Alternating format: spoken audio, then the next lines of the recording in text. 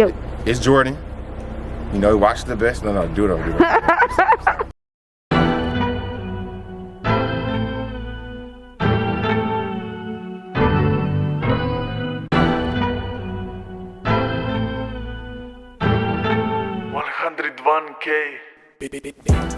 ParTay People was popping.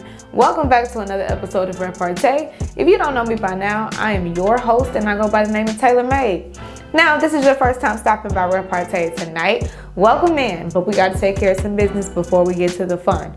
Make sure you guys are clicking that subscribe button. And if you've already subscribed, you already know what you got to do next. Give this video a thumbs up. And if you're giving this video a thumbs up, then go ahead and share this video. Because you know at ReparTay, we like to tell a friend, to tell a friend, to tell a friend, to tell a friend. And that's how we keep the ParTay going. Boom. Then number 4, if you are watching on the YouTube app, make sure you guys join the live chat with me right now. Because we all know ReparTay is lit, but the chat be popping as well.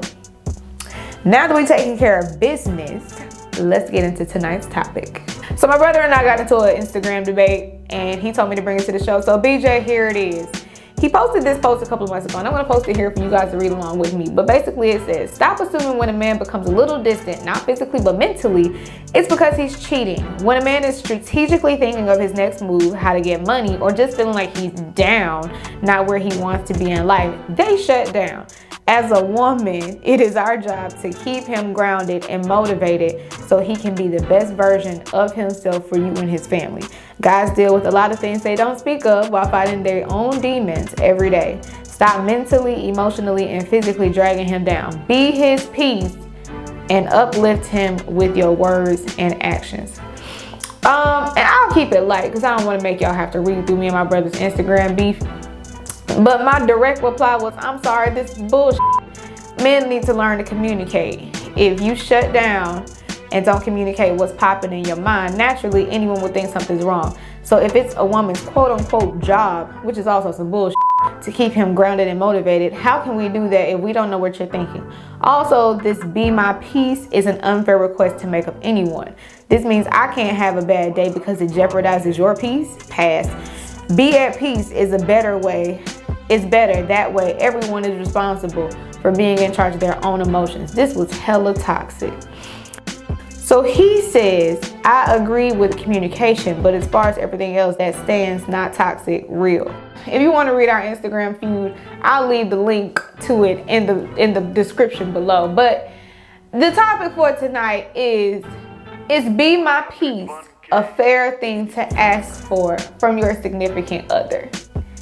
Should your significant other ask you to be their peace? That's the question we're running with today. And before we get into my big mouth and all the passionate things I feel about how codependent that is, let's check in with our ParTay people and see what they had to say. So your question is, how do you feel about the phrase, be my peace? How do you feel about people saying that their significant other should be their peace? It's bullshit. I like it, but then again, it's hard because it's a lot of pressure. You gotta want to be somebody's peace, but they can't depend on you to only be their peace. Thank you. Because then it's like a weight on your back. And if you having a bad day and somebody expect you to be your peace, then, you know, things can get dicey. So it's situational, for real, in my opinion.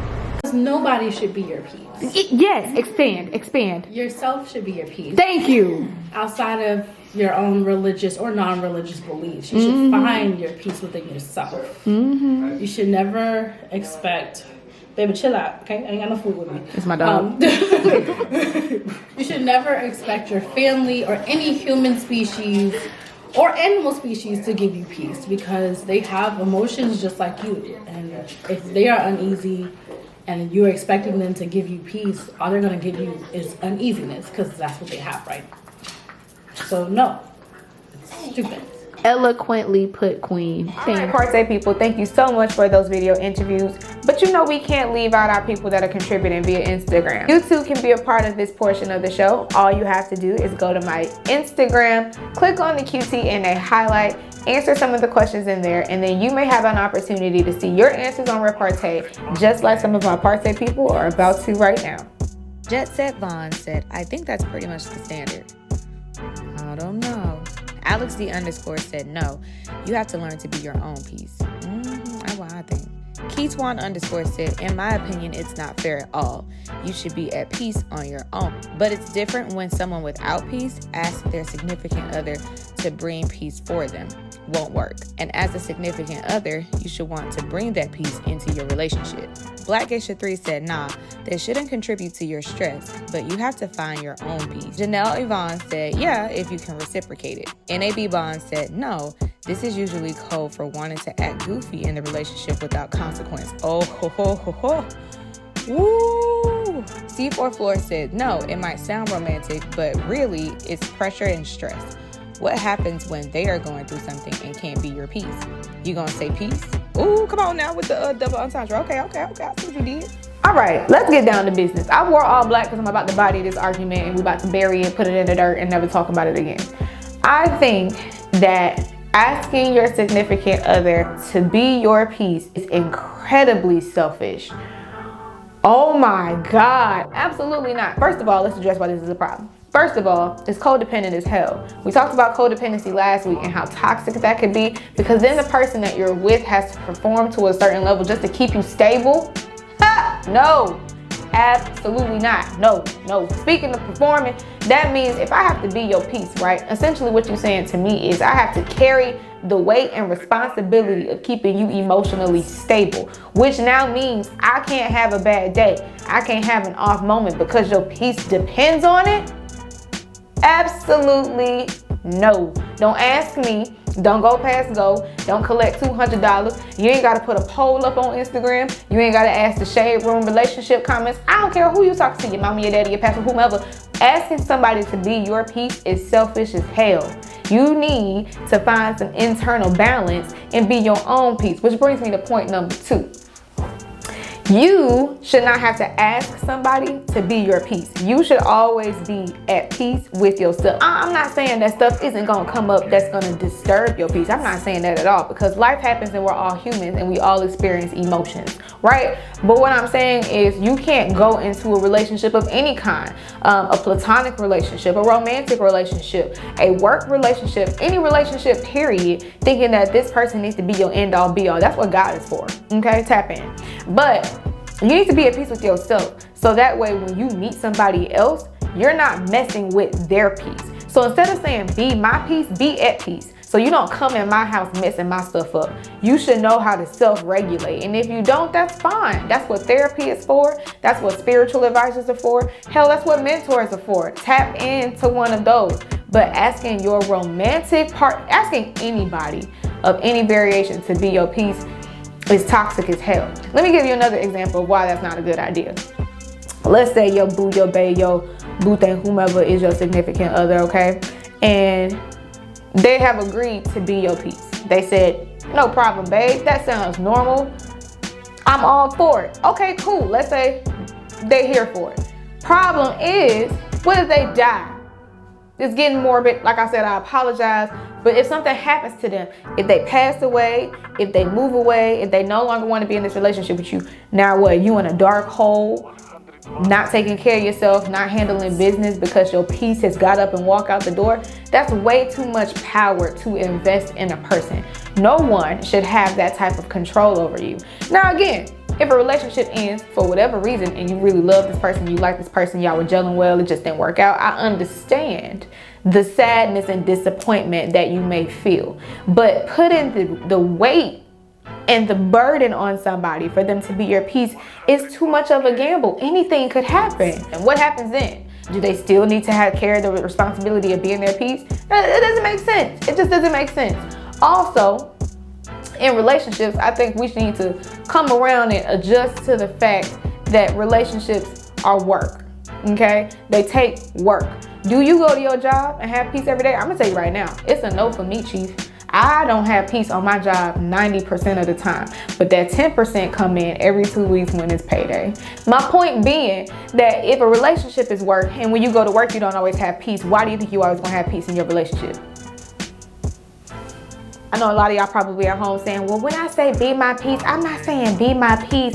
I'm just saying like keep the peace in the relationship. And that's a fair thing to say. That ain't what you said. But that's a fair thing to say. Also, you need to consider though that everything ain't always gonna be peaceful. You are two different people with two unique perspectives, two unique backgrounds. While y'all may share similarities, you're just different. It's two different people trying to come together to make something click and make something work. There's gonna be some bumps along the road. Now, how you overcome those bumps that come along the road, along your journey, is what determines how peaceful your relationship is going to be.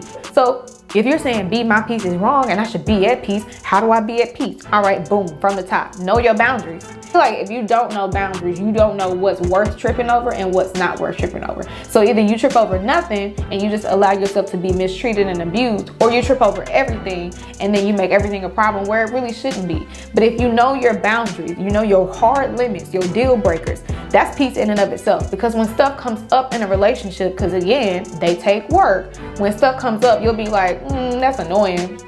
But it's alright, it's not a deal breaker for me, it's just annoying. If you do stuff that's outside of my deal breaker list, it might be a petty annoyance to me. It may or may not work out over time, but it's not enough for me to wage war over. So being at peace with yourself means knowing what battles to pick, and you know what battles to pick based off of your boundaries. Number two, how else to be at peace with yourself?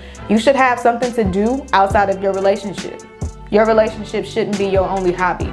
For God's sake, please go do something else. I don't really have time to just be all up in your face all the time. Go find something else to do, because that also breaks up some of that codependency that comes in with Be My Peace. And we're trying to tear and sever all them chains of codependency this year. To wrap it up, I think that the argument of Be My Peace is trash, because that's way too much weight to put on a person. It's also codependent behavior, and we're severing those ties in the name of Jesus. Hallelujah. So instead, you should be at peace. And tips to be at peace: establish your boundaries so you know what to and what not to trip over. Establish some hobbies outside of your relationship so you're not always depending on them for things, because gross. I think I successfully bodied that argument, so we're gonna wrap it on up. Thank you for stopping by another episode of ReparTay. I hope that if this was your question, that something we said tonight has been helpful. Make sure you guys are stopping by ReparTay.com to check out previous episodes and keep up with all things ReparTay, including the rap party for the end of season 4. Make sure you guys are also following me on all my social medias. You can find me basically anywhere by just searching for ReparTay_. Again, that is the name of the show with an underscore right behind it. Well, people, I hope you have a blessed, safe, prosperous week. Go out there and keep the ParTay going. Keep the conversations going. I love you guys so much. But until next week, that's a wrap.